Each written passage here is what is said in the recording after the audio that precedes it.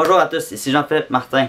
Ma capsule d'aujourd'hui va être assez courte, puis ça consiste seulement sur un muscle, le biceps brachial. Le biceps brachial, dans le fond, qui est couramment appelé le biceps, et qui est dans la face antérieure de notre bras ici, et qui sert principalement à faire la flexion de notre bras. Sauf que ma capsule aujourd'hui, c'est pour vous montrer ses autres fonctions, et qu'est-ce que vous pouvez faire dans la salle de sport ou le gym, afin que vous puissiez l'utiliser davantage pour que vous essayez le plus grand niveau d'hypertrophie possible pour que votre muscle grossisse et devienne plus fort. Fait que sans plus attendre, on va vous expliquer comment le biceps brachial marche.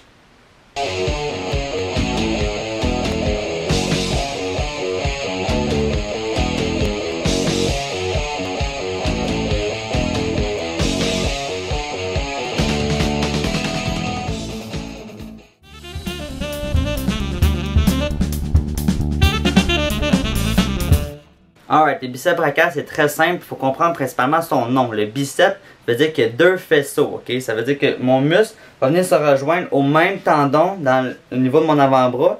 Il va se séparer en deux faisceaux différents pour arriver à deux insertions, on pourrait dire deux origines ou insertions différentes au niveau de l'épaule, ok? Fait qu'on va commencer avec l'avant-bras, ok? On sait principalement que le biceps, il fait de la flexion au niveau du coude, ok? C'est souvent ça qu'on va voir dans les gyms, le monde va faire que ça. Pour construire leur biceps, ils vont faire que la flexion du coude.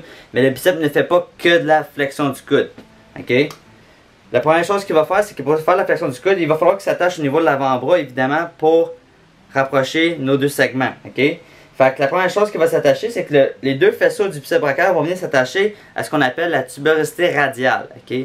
Premièrement, il faut comprendre, au niveau de l'avant-bras, on a deux os. On a le radius, qui est au niveau de notre pouce, et l'ulna qui est au niveau de notre petit doigt ici, ok? Fait que c'est les deux os de nos avant-bras qui permettent de faire une pronation, une supination au niveau de la main, ok? Mais le biceps, lui, va venir s'attacher à la tuberosité radiale, ok? Tuberosité, dans le fond, qui est juste une protubérance osseuse sur laquelle le muscle s'attache. Fait qu'il est environ dans ce coin-là ici, ok?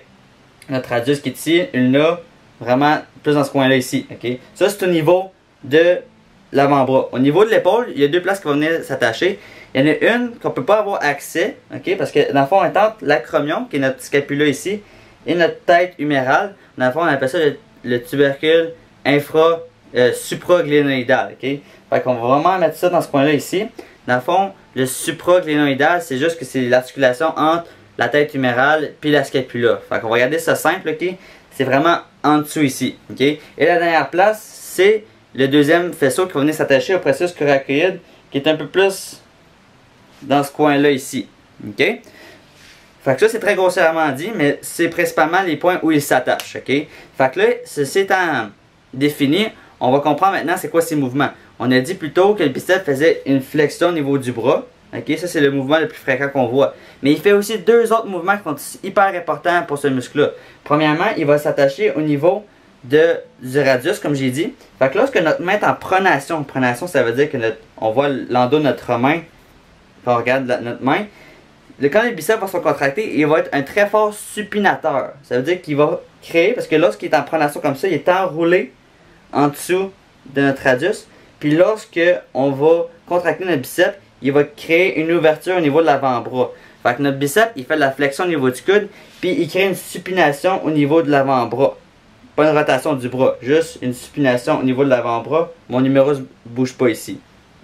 L'autre mouvement qu'il fait, qui est le dernier qu'il fait, c'est puisqu'il s'attache au niveau de l'épaule, le biceps va être il va aussi participer dans la flexion au niveau du bras. Fait que la flexion au niveau du bras, c'est tout simplement, je vais monter mon bras directement en avant de moi comme ça. Comme c'est ici. Ok? Fait que le biceps, étant donné qu'il est attaché au niveau de l'épaule, il va permettre ce mouvement-là aussi. Fait que ça nous permet de comprendre un peu plus comment le biceps dans le fond brachial marche. Fait que là, on va expliquer qu'est-ce qu'il faut faire pour le solliciter encore plus. Alright, dans le fond, ce qu'on va venir faire ici, on va venir pratiquer les 3 points d'insertion qu'on a mis. On va les mettre en usage dans ce qu'on va montrer ici. Ok? Fait que dans le fond, on va venir faire un mouvement qui va venir solliciter presque optimalement le biceps au complet. Pourquoi je dis presque optimalement? C'est parce qu'il y a plusieurs personnes qui vont pouvoir donner des variantes de cet exercice-là, qui vont peut-être venir en chercher un petit peu plus de l'amplitude du biceps. Mais dans ce cas-ci, on va regarder simple, puis on va regarder avec ces 3 mouvements-là. Fait que dans le fond, ce qu'on va faire, c'est qu'on va imaginer que mon crayon que j'ai ici, c'est un haltère qui pèse comme 5-10 livres, peu importe la taille que vous décidez de prendre. C'est un mouvement quand même qui est pas difficile, mais qui va demander prenez pas les mêmes affaires, les mêmes poids que vous prenez juste pour faire une flexion du coude, ok? Fait que vous allez prendre un peu moins. Ok? Parce que ce que vous allez faire, c'est prendre votre crayon. Ok? Ici, je vais le montrer. Fait que dans le fond, ce que vous allez faire, vous allez commencer avec la main, vraiment, en pronation. Là, je l'ai fait assis dans le fond, mais dans le fond, vous pouvez le faire debout aussi. Là. Ok? Fait que vous allez commencer avec la main en pronation comme ça ici. Après ça, ce que vous allez faire, c'est que vous allez initier le mouvement de supination de l'avant-bras et de flexion du coude au même moment. Parce que ça va donner ça. Je vais initier le mouvement en même temps venir faire ma flexion au niveau du bras. Ok? Je vais recommencer ici. Fait que vraiment, je commence avec ma pronation. Supination en même temps de ma flexion du coude. Qui va s'en suivre du même mouvement à une flexion au niveau de l'épaule. Ok? Fait que si je recommence. Supination en même temps de flexion au niveau du coude. Et sur la même lancée, je vais m'en aller avec ma flexion au niveau de l'épaule. Ça vient, dans le fond, ça vient chercher mes trois mouvements principaux au niveau de mon biceps. Qui va faire que vous allez avoir comme une contraction optimale du biceps à ce moment-là. Vous allez chercher le meilleur degré d'hypertrophie et aussi le meilleur degré de fatigue au niveau du muscle. Fait que dans le fond, c'est tout ce que j'avais pour vous aujourd'hui avec cette petite capsule-là sur le biceps. Si ça vous aide à comprendre un peu plus comment le corps marche, laissez-moi savoir dans la section commentaires. Et ça, je vous souhaite une bonne journée.